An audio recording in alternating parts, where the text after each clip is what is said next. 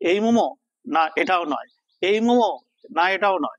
এই মোমোটা হচ্ছে এ লেটার টু মোমো, একটি সিনেমা যেটি জাপানে 2012 সালে বেরিয়েছিল। এটা একটি অ্যানিমে মুভি অর্থাৎ অ্যানিমেশন সিনেমা।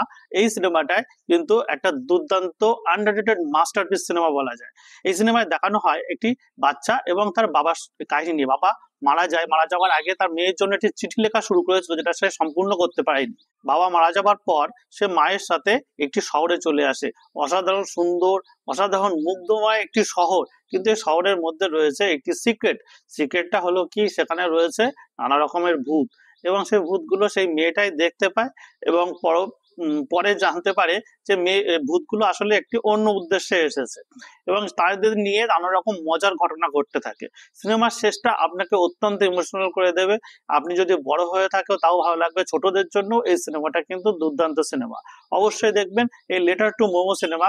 এরকম সিনেমা নিয়ে আরো বিভিন্ন মাস্টারপিস সিনেমা সম্পর্কে খোঁজ পাওয়ার জন্য অবশ্যই আমার চ্যানেলটা সাবস্ক্রাইব করতে ভুলবেন না, ফলো করতে ভুলবেন না, লাইকটা অবশ্যই দেবেন।